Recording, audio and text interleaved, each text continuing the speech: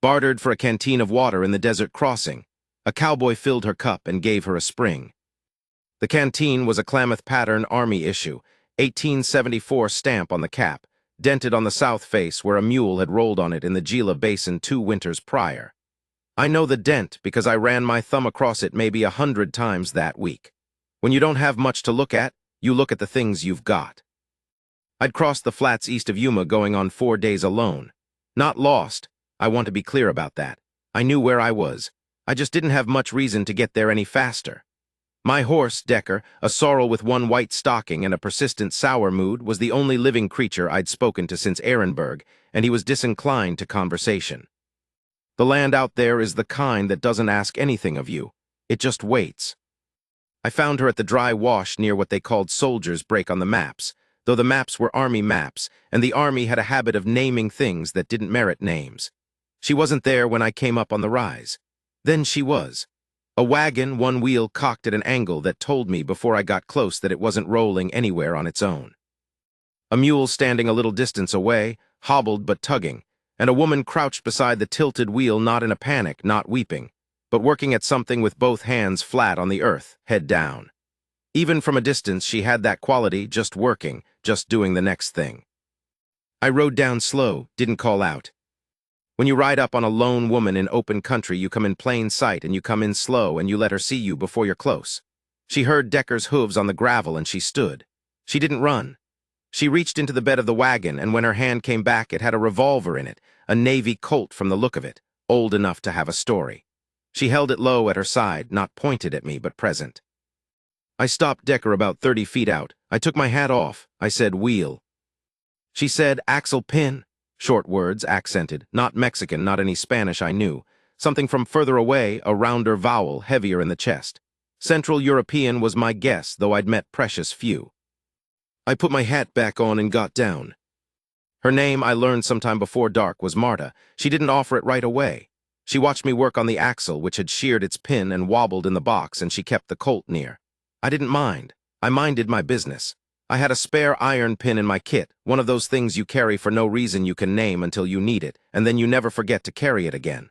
The fit wasn't perfect. I wrapped the joint in rawhide and poured a little water on it to shrink the leather tight. The sun was 2 hours from the ridgeline when I was done. She watched me the whole time. The Colt was back in the wagon by then. She stood with her arms crossed, not hostile, just considering, like she was doing math. "Where are you headed?" I said. She said a town name I didn't recognize. She said it carefully, the way people say things when they've been saying them to strangers who don't know the name, who can't help, who have been giving her blank looks for weeks. I didn't give her the blank look. I knew the area she was pointing at. Small settlement south of the territorial line, maybe 40 miles, a day and a half at a decent pace through country that would try her. I told her I was going the same direction. I wasn't, not really. I was going nowhere with any particular urgency, but I said it anyway, and it wasn't a lie that cost me much. She didn't say thank you. She said, "You have water." Not a question. She'd been watching the canteen on my saddle. "I do," I said. "I have salt pork and 3 days of corn flour," she said. "I have silver, 2 coins. I don't know what water costs here." I looked at her. She was maybe 40, maybe a few years either side of that. The desert does things to a face, speeds some things up, and I wasn't sure which it had done to hers. Brown hair going to gray at the temples, tied back in a way that was probably neat 3 days ago. Her dress was the color of the desert by then, reddish-brown all the way to the hem. She was thin in a way that looked like it had gotten worse recently, but her eyes were steady, gray-green, direct. The kind of eyes that have looked at hard things and didn't look away. "Canteen's not for trade," I said. I unstopped it and held it out to her. "It's for drinking, drink." She looked at the canteen like it might be a trap. Then she took it with both hands and drank, and she was careful, 3 long pulls, and she stopped and handed it back. Like a woman who knew how to be in want of something and not lose herself to it. I told her I'd ride along to the settlement. She said, "I don't need a guard." I said, "I know it." I meant it. I could see she didn't. I said, "I've got no other errand. The company suits me fine if it suits you. If it doesn't, I'll drop back a 1/4 mile and just be going the same way." She thought about that. Then she said, "You can ride alongside." We made maybe 7 miles before full dark and camped at a spot I knew. a slight depression that blocked the wind and sat near enough to a rock formation that you didn't feel so much like a dot on blank paper. She built the fire. She was competent at it, no wasted motion. 2 strikes of the flint, the tinder caught right. I watered the animals from my stores. Decker was graceless about it as usual. Her mule, which she called something in her language that I heard as brute and later understood was brat, drank neatly and looked grateful about it in the way mules sometimes can. She cooked corn cakes in the pan over the fire. She handed me 2 without asking if I wanted them and sat across the fire with her own. We ate. The fire cracked. Somewhere off in the dark, a coyote had an opinion. She said, "Where is your family?" I said, "Buried." She was quiet for a moment, then she said, "Mine also." The half that didn't come. She meant the journey, I understood. She was talking about the ones who didn't make it this far. She stared at the fire and didn't say anything else about it. I didn't ask. There's a category of loss that doesn't want to be asked about, it just wants to be acknowledged, and I'd learned to do that much at least. I said, "You speak English well." She said, "I learned it on the ship, 6 weeks. The woman who taught me was from Boston, and I think I have her accent still." I said, "You don't."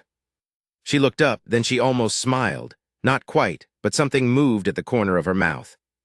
We slept on opposite sides of the fire, and I woke at 2 and 3, and checked the surroundings out of the habit of too many years alone in open country. And both times she was lying still. And both times I added wood to the fire and lay back down and looked at the stars until I slept again. The next day was harder. The wind came up by mid-morning, not the killing kind, but the grinding kind, the kind that gets into everything, your eyes, your collar, the cracked skin at the corner of your mouth. Marta drove her wagon with her head low and a cloth across her face, and she didn't complain and she didn't slow down. I rode ahead to check the water situation at a known seep, found it poor but present, and came back to report. She nodded. She didn't say thank you every time I did something useful. I noticed that and I liked it. It meant she was treating me like a person doing his job, not like something exceptional she'd been granted. It felt like respect, the plain kind. Around noon, we got the other kind of trouble. 3 men, they'd been camped at the seep, which I hadn't expected. I'd come and gone fast and not looked close. They came up behind us while we were moving, 2 on horses and 1 on a mule that was better than he deserved. They had that loose, deliberate quality that means they've done this before and aren't worried about it. One of them rode up alongside Marta's wagon without asking permission and leaned toward her in a friendly way that wasn't. He said something about the wagon and something about where she was going and something about the road ahead. I'd ridden ahead a little when I heard their approach, and I came back at a walk, and I put Decker between the man on the horse and Marta's wagon. I didn't draw, I looked at the man. I was 53 years old that summer. My face had been used hard for 30 of those years. I had done things I wouldn't put to paper, in weather good and bad, in circumstances a reasonable man would call dire. I had also just come off 4 days alone in the Gila Desert, and I imagine I looked like something the desert had worn down to the essential material. I looked at the man and I didn't say anything. He held my look for a moment, then his eyes moved to the rifle across my saddle. Then back to my face. He had the look men get when they're doing arithmetic about whether a thing is worth it. It wasn't worth it. He pulled his horse aside. They swung wide of us and rode past and kept going south, and I watched them until they were half a mile distant and riding steady, and then I turned back. Marta was looking at me. She'd had the Colt in her hand. She put it back in the wagon. She said, "You didn't say anything to them." I said, "Didn't need to." She looked at me a moment longer than she needed to. Not afraid, not grateful in a shaky way. The look was something more like recalibration, like she'd thought she knew what she was traveling with, and now she knew more exactly. We made good miles that afternoon. The wind died by 4. The light came in sideways and turned the rock faces the color of old copper, and Marta's wagon made a rhythm on the road that was almost comfortable. She told me about the town she was going to. A cousin, she said. She'd never met him. He'd written a letter that took 11 months to reach her village, describing a house and a business and a life in the territory that could use another pair of hands. She'd come 3 months after the letter, first by ship, then by rail as far as the rail went, then by wagon through country that kept getting more unwilling. The cousin's letter had not fully described the unwilling country. I said, "Does the cousin know you're coming?" She said, "He knows I'm coming. He doesn't know exactly when." I said, "That's a reasonable amount of hope to be carrying." She considered this. Then she said, yes. She said it simply, like a person who has considered hope as a practical tool and has decided to use it. We camped that night in better country, a line of scrub along a dry creek, some elevation cooler. She made a better fire than the night before. I watered the animals again from the last of my second canteen.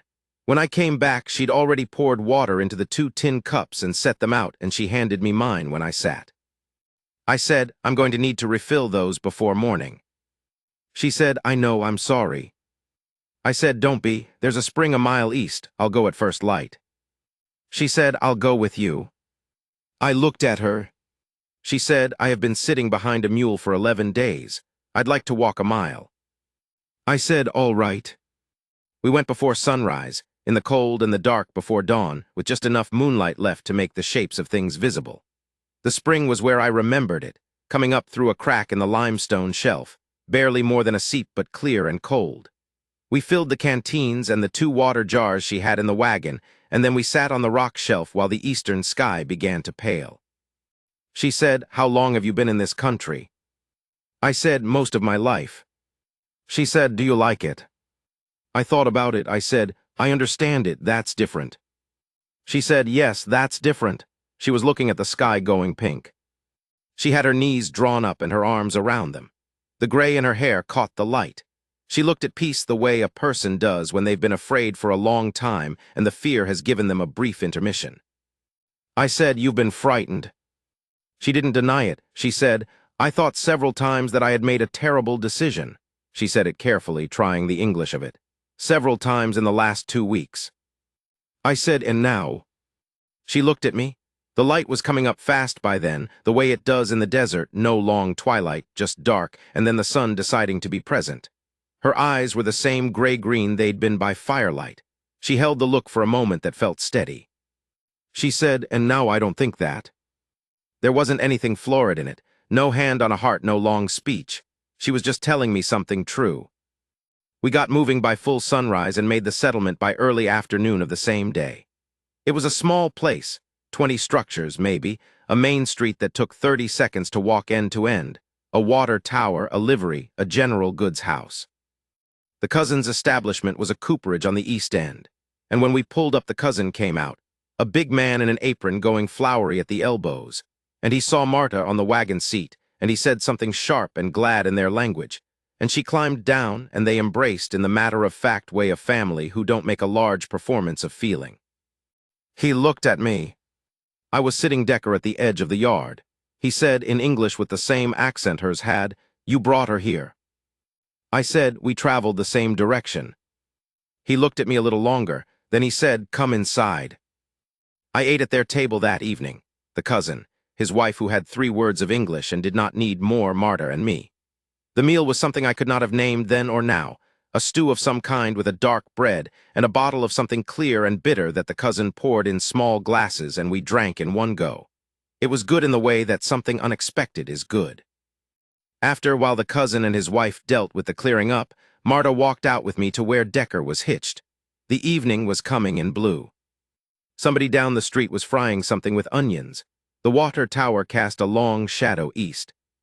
She stood beside me at the hitching rail, not in front of me, not at a distance, just beside like a person who has decided where to be. She said, that canteen. I said, what about it? She said, you never let me barter for it. I said, no. She said, why? I was quiet for a moment. I said, because you didn't need to, you were going to be all right, you just needed water. She looked at me with that direct look. She said, you didn't know I was going to be all right. I said I had a fair idea.